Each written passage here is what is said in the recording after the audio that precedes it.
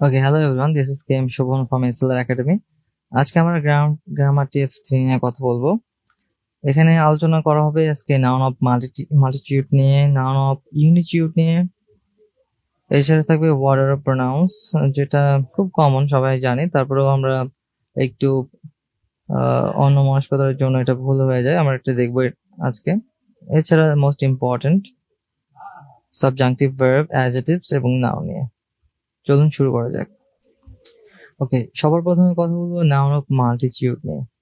ওকে, so এই জিনিসটা সবারই কিন্তু জানাশোনা। ওকে, এটা মেইনলি হচ্ছে কালেকটিভ নাউন্স এর একটা আইটেম।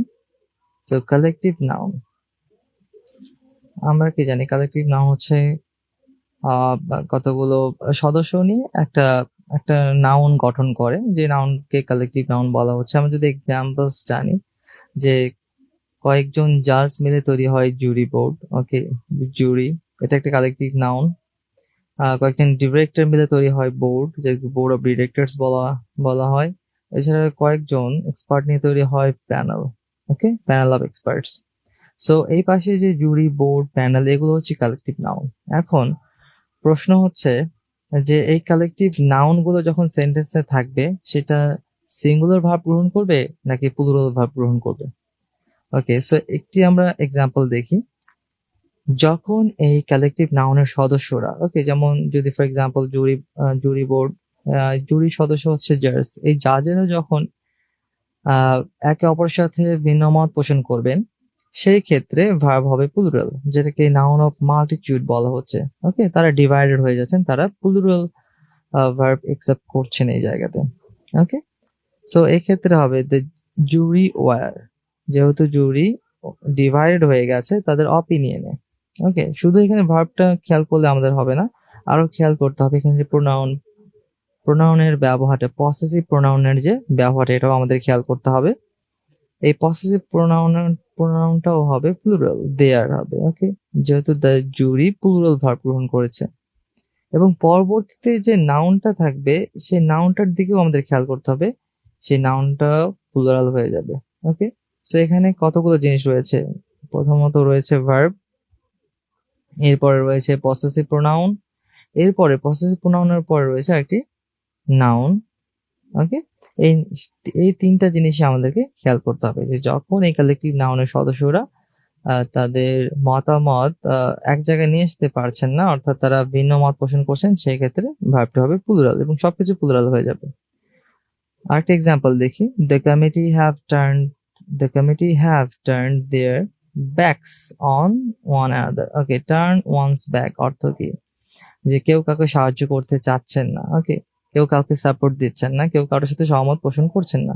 এই ক্ষেত্রে দ্য কমিটি কালেকটিভ নাউনটি হবে প্লুরাল।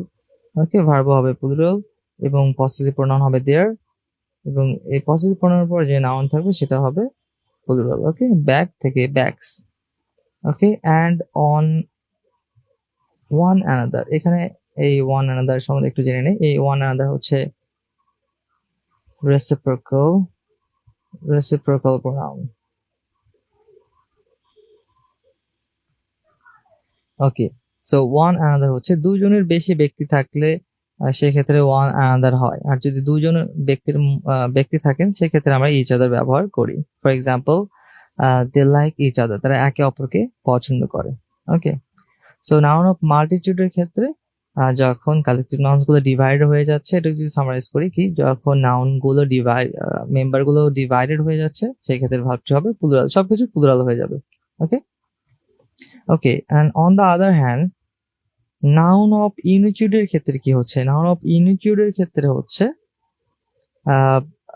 কালেকটিভ নাউনের সদস্যরা কি একটা মতে পৌঁছেছেন। ওকে, সো এই ক্ষেত্রে ভার্ব হবে সিঙ্গুলার, প্রোনাউনটা হবে সিঙ্গুলার, তো প্রোনাউনের পর নাউন সেটা হবে singular. The jury was United, তারা একটি মতে পৌঁছেছেন, এক্ষেত্রে ইউনাইটেড ইন ইটস ডিসিশন, এই ক্ষেত্রে প্রোনাউনটা হবে it's. Okay, his or her কোনো কিছু হবে না। জুরি বোর্ড কালেকটিভ নাউনের ক্ষেত্রে আমরা পসেসিভ প্রোনাউন ব্যবহার করব ইটস, পসেসিভ প্রোনাউন ব্যবহার করব ইটস, এন্ড তারপরে অপিনিয়ন। একটা এক্সাম্পল দেখি। The committee has given its decision, okay, সিদ্ধান্ত দিচ্ছেন। সিদ্ধান্ত দেওয়ার ক্ষেত্রে ওকে, যদি আমরা একটা সিন কল্পনা করি, এ বি সি, এই তিনটি অপশন রয়েছে। তিনটি অপশনের মধ্যে যদি আমরা সিদ্ধান্ত দেওয়ার ক্ষেত্রে বলি সিদ্ধান্ত গ্রহণ করতে হবে, তাহলে কি আমরা তিনটি অপশনই সিদ্ধান্ত হিসেবে নিতে পারবো? অবশ্যই না, যে কোনো একটা নিতে হবে, হয় এ, না হলে বি, না হলে সি। এটা হচ্ছে যখন ডিসিশনে পৌঁছেছে যে কমিটিটা, তাহলে অবশ্যই তারা একটি সিদ্ধান্তে বা একমতে কিন্তু পোষণ করছেন। Okay, so the committee is united. So যখন কমিটির সদস্যরা একে অপরের সাথে কি সহমত পোষণ করবেন, সেই ক্ষেত্রে ভার্বটি হবে সিঙ্গুলার। সবকিছু প্রোনাউনও হবে সিঙ্গুলার, প্রোনাউনের পর যে নাউন সেটা হবে সিঙ্গুলার। এটি হচ্ছে নাউন অফ মাল্টিটিউড এবং নাউন অফ ইনিটিউডের ব্যবহার। ওকে, নেক্সট রুলটি দেখি, অর্ডার অফ প্রোনাউন্স। এটি আমরা জানি, তারপর একটু দেখি যে যখন একটি সেন্টেন্সে ফার্স্ট পারসন, সেকেন্ড পারসন এবং থার্ড পারসন একসাথে থাকবে, সেই ক্ষেত্রে এই পার্সনগুলোর অর্ডারটা কি হবে? ওকে, জেনারেল স্টেটমেন্টের ক্ষেত্রে প্রথমে বসবে সেকেন্ড পারসন, তারপর থার্ড পারসন, তারপর ফার্স্ট পারসন। এটাকে আমরা বলি 231 number rule. Okay, for example, you, he and I are present. You, he and I are present. আর যখন কোনো দোষ স্বীকার করার ক্ষেত্রে এই একটা সেন্টেন্সে এই তিনটি প্রোনাউন থাকবে, তিনটি প্রোনাউনের ব্যবহার হবে, সেই ক্ষেত্রে কিন্তু কি সবসময় কি দোষ নিজের কাঁধে কিন্তু স্বীকার করে নিতে হচ্ছে, যে ফার্স্ট পারসনকে আগে বসাতে হবে। অর্থাৎ এই ক্ষেত্রে রুলটা হবে ফার্স্ট পারসন, সেকেন্ড পারসন, তারপর third person. For example, I, you and he are guilty. Okay, so general স্টেটমেন্টের ক্ষেত্রে second person, third person, first person. আর দোষ স্বীকার করার ক্ষেত্রে admit or acknowledge one's fault, এই ক্ষেত্রে ফার্স্ট পারসন, তারপর সেকেন্ড পারসন, তারপর থার্ড পারসন। ওকে, এটা খুব ইজি। তারপর আমাদের এই অর্ডার প্রনাউন্স ভুল হয়ে যায় মাঝে মাঝে, খেয়াল করবেন। এবং the last but not the least, subjunctive verb. Okay, subjunctive verb কিন্তু এটা ইংরেজি গ্রামারের একদম উল্টো সেগমেন্টের একটা আইটেম বলা যায়। ওকে, যেখানে আমরা কি দেখি, ইংরেজি সেন্টেন্স যদি দেখি যে ওকে, আই গো টু স্কুল, খুব বেসিক একটা সেন্টেন্স, ফার্স্ট পারসন, এই জন্য ভার্বের কোনো পরিবর্তন হচ্ছে না। কিন্তু এখানে যদি আমরা third person he or she ব্যবহার করি, তখনই কিন্তু আমাদের মূল পরিবর্তন হয়ে যাচ্ছে, ভার্বের সাথে এস বা ইএস যুক্ত হচ্ছে। ওকে, যে ভার্বের প্রেজেন্ট ফর্ম ব্যবহার করা হচ্ছে। তো এখন সাবজাংটিভ ভার্ব বা সাবজাংটিভ অ্যাডজেক্টিভ বা সাবজাংটিভ নাউন যখন একটা সেন্টেন্সে থাকবে, তখন কিন্তু এই ভার্বগুলো আর প্রেজেন্ট ফর্মে ব্যবহার করা হবে না, ব্যবহার করতে হবে বেস ফর্ম। এগুলো ব্যবহার করতে হবে বেস ফর্ম। এখন বেস ফর্ম এবং প্রেজেন্ট ফর্মের মধ্যে পার্থক্য কি, এটা যদি আমরা একটু দেখি। সো বেস ফর্ম আর প্রেজেন্ট ফর্মের মধ্যে পার্থক্যটা কি? আচ্ছা, বেস ফর্ম আর প্রেজেন্ট ফর্ম। আচ্ছা, সো এক্সাম্পলসটা খুব ইজি, যে যে সকল ভার্বগুলো সাবজেক্ট অনুযায়ী স্লাইটলি পরিবর্তন হতে পারে। Okay, for example, I go, you go, he goes. Okay, he third person singular number, এই জন্য ভার্বের সাথে এস বাই এস যুক্ত হচ্ছে। এটা হচ্ছে, সো এই ক্ষেত্রে গো গুলো হবে প্রেজেন্ট ফর্ম। কিন্তু অন দ্য আদার হ্যান্ড, যদি আমরা এখানে ফিউচার ইনডিফিনিট টেন্সের স্ট্রাকচার নিয়ে আসি, যে I shall go, you will go, and he will go. এই ক্ষেত্রে গো ভার্বগুলোর কোনো কিন্তু স্ট্রাকচারের কোনো পরিবর্তন হয়নি। Subject first person, second person, third person যেই থাকুক না কেন, আপনারা বলতে পারেন যে এখানে একটা মডেল অক্সিলারিজ ব্যবহার করা হয়েছে। ওকে, ফাইন। মডেল অক্সিলারিজ ব্যবহার করার পরে যে ভার্বটা থাকবে, সে ভার্বটা কিন্তু আর প্রেজেন্ট ফর্ম থাকে না, সে ভার্বটা হয়ে যাবে বেস ফর্ম। ওকে, সো আমাদের সাবজাংটিভ ভার্বের ক্ষেত্রে এই বেস ফর্মটাই চলে আসবে, যে subject first person, second person, third person যাই হোক না কেন, ভার্বের কোনো পরিবর্তন হবে না। আমরা সাবজাংটিভ গুলো দেখে আসি, এক্সাম্পল দেখি, যে দ্য ডক্টর সাজেস্টেড। আচ্ছা, আরেকটা কথা, যে সাবজাংটিভ গুলো কেন ব্যবহার করা হচ্ছে একটা সেন্টেন্সে, এই যে উপদেশ, অনুরোধ, বা কোনো কিছু জোর দেওয়ার ক্ষেত্রে, ওকে, বা তাগিদ দেওয়ার ক্ষেত্রে কিন্তু এই সাবজাংটিভ ভার্বগুলো ব্যবহার করা হয়ে থাকে। Okay, for example the teacher suggested that, এই যে সাজেস্টেড একটা সাবজাংটিভ ব্যবহার করা হয়েছিল, এবং এই যে দ্যাট যুক্ত ক্লজটা দ্যাট হি স্টাডি, এখানে যে ভার্বটা রয়েছে হি স্টাডি রেগুলারলি, এই স্টাডি বেস ফর্ম ব্যবহার হবে এখানে। এক্সাম্পল সিচুয়েশনে অনেকে কি করবে, যে হি স্টাডি দেখে এটা পিন পয়েন্ট এররের ক্ষেত্রে এটা আইডেন্টিফাই করবে যে নো এরর, কিন্তু তারা দেখবে না, নো এরর এক্সাম হল চোখে পড়বে না, কারণ হি স্টাডি, কারণ আমরা সবসময় জানি হি থার্ড পারসন সিঙ্গুলার নাম্বার, ভার্বের সাথে এস বাই এস যুক্ত হয়। ওকে, সো এখানে স্টাডির নিচে একটা অপশন থাকবে, তারা এটা ফিল আপ করবে। সো এটা কিন্তু ভুল হয়ে যাবে, আর প্রথম দিকে আমাদের রয়েছে সাবজাংটিভ থাকলে সাবজেক্ট যাই হোক না কেন, দ্যাট যুক্ত ক্লজের সাবজেক্ট যেই হোক না কেন, ভার্বটা সবসময় বেস ফর্ম হবে।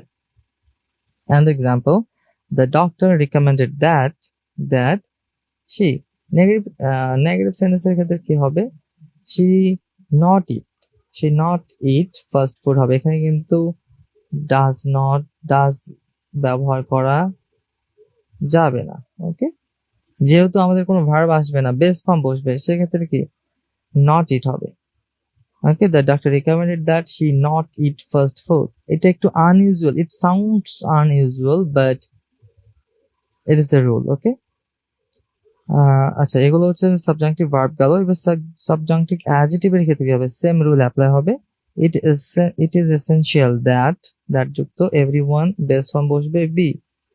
ওকে, যে বি বেস ফর্ম বসলো, তারপর ভার্ব হবে everyone B present. It is mandatory that যুক্ত দ্য বিল বি কিন্তু বেস ফর্ম বসছে, তারপর পেইড V3 হবে যদি এখানে ভার্ব থাকে, এটার পাস্ট পার্টিসিপল হবে। আমাদের মেইন জিনিসটা হচ্ছে এখানে বি বেস ফর্ম, বি কিন্তু বেস ফর্ম, বি এর ভেতরে রয়েছে অ্যামিজ আর ওয়াজ আর অনেক কিছু রয়েছে। ওকে, যদি এখন সাবজেক্টিভ অ্যাডজেক্টিভের কথা দেখি, ওকে অ্যাডজেক্টিভ গেল, এবার সাবজেক্টিভ নাউনের কথা দেখি, যে হিজ সাজেশন, তার পরামর্শ, কি পরামর্শ ছিল, দ্যাট দ্য মিটিং, এখানে রয়েছে ভার্বের base form, the meeting be postponed was accepted. Okay, এবার আমরা এই ভার্বের যে তালিকা, সেই তালিকাগুলো দেখে আসি, সাবজেক্টিভ ভার্ব, সাবজেক্টিভ অ্যাডজেক্টিভ এবং সাবজেক্টিভ নাউন। সো ভার্বের মধ্যে কি কি রয়েছে, ভার্বের মধ্যে রয়েছে advice, ask, command, degree, demand, insist, move, order, prefer, propose, recommend, request, require, stipulate, suggest, urge. দেখেন এই সবগুলো ভার্ব দ্বারাই কিন্তু উপদেশ, অনুরোধ, আদেশ এই ধরনের বোঝাচ্ছে। ওকে, ঠিক আছে, সো এটা একটা বেসিক স্ট্রাকচার যদি আমরা দাঁড় করে হবে সামওয়ান অ্যাডভাইসড, এরকম একটা সাবজেক্টিভ ভার্ব থাকবে, তারপর দ্যাট যুক্ত ক্লজ, তারপর একটা সাবজেক্ট থাকবে, এখানে ভার্বের কি ফর্ম বসবে, ভার্বের বেস ফর্ম বসবে। সাবজেক্টিভ অ্যাডজেক্টিভের ক্ষেত্রে দেখি অ্যাডজেক্টিভ গুলো কি কি, ক্রুশিয়াল রয়েছে, এসেনশিয়াল, ইম্পারেটিভ কি বাধ্যতামূলক, important, mandatory, necessary, obligatory, proposed, recommended, required, suggested, urgent, vital। আচ্ছা, এটার স্ট্রাকচার এরকম হবে, it is crucial that someone or something ভার্বের বেস ফর্ম।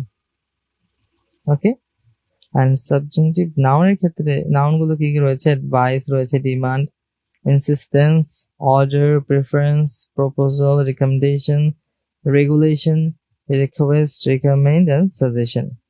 সো এটা একটা বেসিক স্ট্রাকচার যদি দাঁড় করে, তাহলে হবে someone's advice, someone's order, someone's proposal, that, someone or something ভার্বের বেস ফর্ম। ওকে, সো এই তিনটি গুলি কিন্তু খুব গুরুত্বপূর্ণ বেসিক গ্রামার শেখার জন্য বা কম্পিটিটিভ এক্সামস এর জন্য।